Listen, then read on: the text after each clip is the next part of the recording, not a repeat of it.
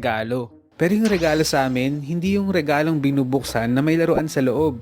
Ang madalas na regalo sa amin ay angpaw. Pera. Kaya nasa isip ko nun, okay, masaya pala ang Pasko. Lagi ka lang tatanggap ng regalo. Kaya ang meaning sa akin ng regalo nung bata ako ay yung bibigyan ka lang. Pero habang tumatanda ako, nagbabago yung meaning ng regalo. Kasi may mga nakikilala ka na, nagkakaroon ka na ng mga kaibigan. Kaya sa isip ko, uy, gusto ko siyang regaluhan ng ganitong bagay. Kaya fast forward, nung nagkatrabaho na ako, nag-iba na yung meaning ng regalo. Dito kasi sa level na to, ito na yung level na alam nating hindi na kaya ni Santa pumunta dito sa Pilipinas kasi hindi gagana yung reindeer niya dito sa baha. So ang magpapanggap na Santa ay tayong may mga trabaho na. Isang araw habang namimili ako ng mga regalo, na-realize ko na, wow, ang dami ko na palang bibigyan. Tapos naisip ko na, required bang magbigay ng regalo tuwing Pasko? Automatic na lang din kasi sa utak ko na nag-set ako ng budget para sa mga regalo. At nakafocus lang yung utak ko doon sa mga bibilhin kong regalo. Saka tanong ko lang din sa sarili ko na, dapat bang iregalo natin sa kanila yung mga gusto nila? Or kahit ano na lang? Kasi isang beses nagbigay ako ng regalo tapos sabi sa akin, "Oh, hindi naman ako naggaganito ah. Bakit ganito yung niregalo mo sa akin?" Sabi pa niya sa akin kapag magre-regalo daw ako, dapat pag magre-regalo ka, yung gusto niya, hindi yung gusto mo. Kaya yung na-experience ko na yun, medyo binago yung mindset ko na, okay, sige, kapag magbibigay pala ako ng regalo, dapat yung magagamit niya at yung gusto niya talaga. Pero actually, may ganun na rin naman akong idea or ugali na kapag magbibigay ako ng regalo, gusto ko yung magagamit niya. Pero wala sa isip ko yung idea na kung ano yung gusto niya mismo. Magkaiba kasi yun. Halimbawa, magagamit niya naman yung baso, pero gusto niya pala sa Pasko ng plato. Minsan mahirap lang din kasing hulaan kung ano yung gusto nila unless alamin mo yun buong taon. At aabangan mo sa Pasko kung wala pa siya ng bagay na yun.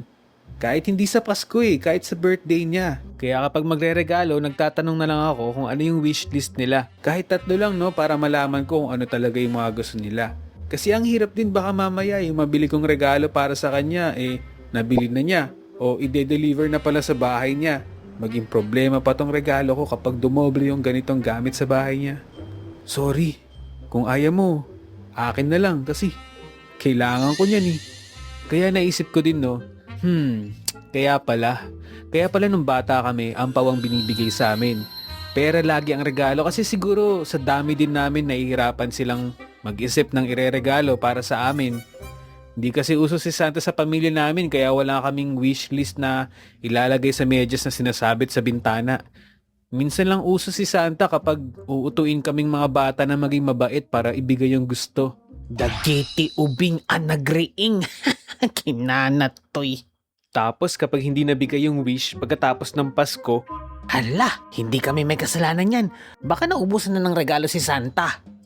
mga nanguuto. Ako naman yung nauto. Yung presyo din ba ng ibibigay mong regalo? Nagmamatter din ba? Naisip ko lang din kasi dahil sa panahon natin ngayon, parang mas lamang yung backstory ng regalo kaysa sa kung magkano yung ginastos mo para sa regalo. Kapag nakita mo siyang laging nagkakape, Lods, napansin ko kasi mahilig kang magkape. Lagi ka nagtitimpla kahit lumuwa na yung mata mo. Pansin ko nga brown na rin yung mug mo kakakape mo. Kaya eto, binili ko pa to galing sa ibang planeta.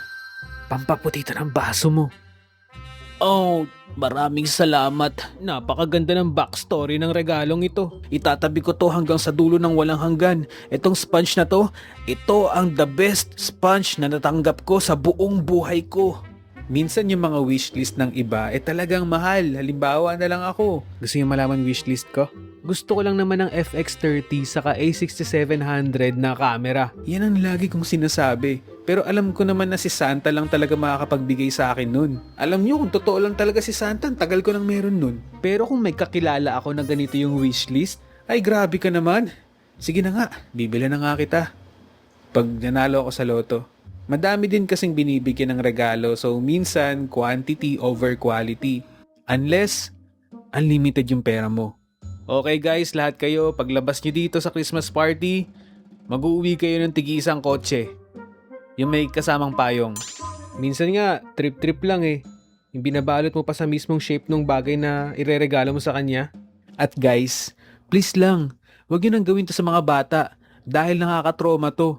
Yung nang babackstab na lang sa inyo yung pagtripan nyo. Anyway, at naisip ko din no, what if yung mga taong sobrang daming tropa, binibilan niya kaya yun isa-isa? Or bati-bati na lang sa Pasko, at least nandun yung presents, di ba? Naisip ko dito sa point na to, no, kapag sobrang dami mong kaibigan at sobrang close kayo, kung gaano kadami yung close friend mo, ganun din kadami yung regalong matatanggap mo. Pero parang ang hirap din nun, no, kapag ikaw naman yung bibili para sa kanila. Imagine mo lagpas 100 yung mga kaibigan mo. Ilan ba Facebook friends mo? 2K? Bibigyan mo ba ng regalo? Ay, hindi mo pala kaibigan lahat yan. Pero kung di ka naman makatanggap ng regalo sa Pasko mula sa taong ine-expect mo na bibigyan ka, kaibigan mo man yan or kamag-anak mo, baka wala naman kasi kayong pinagsamahan sa loob ng 1 taon. Inaaya ka niyang lumabas pero sinisin mo lang. Hindi porkit kamag-anak mo yan or close friend mo na sobrang close talaga kayo, hindi mo naman siya dinadamayan kahit 1 beses sa 1 taon at sa mga oras na kailangan kanya.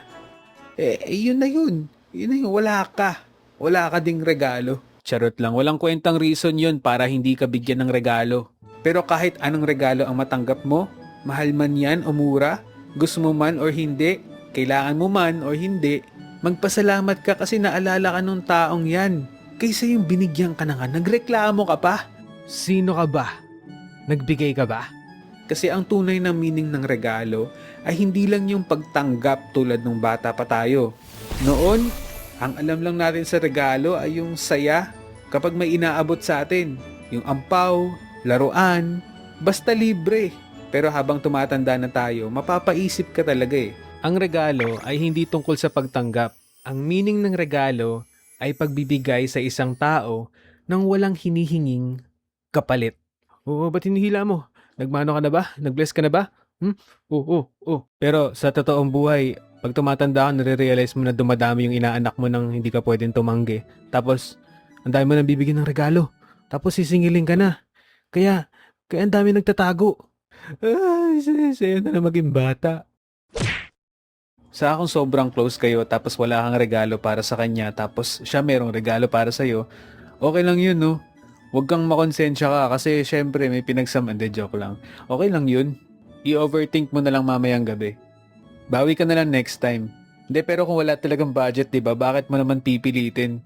Hindi naman siya required. Hindi, pero makonsensya ka na lang kasi wala kang binigay na regalo sa kanya tapos binigyan ka niya tapos ang ganda-ganda ng bigay. Diba? Makonsensya ka. Joke lang. Merry Christmas, guys. At Happy New Year. Wala kayong matututunan sa akin. Yun lang. Ay, subscribe pala. Bye. Meron nga pala tayong unofficial merch na nirelease ko. Sobrang laking discount nito kasi unofficial pa. Pero kapag nirelease ko na, yun na yung original price niya.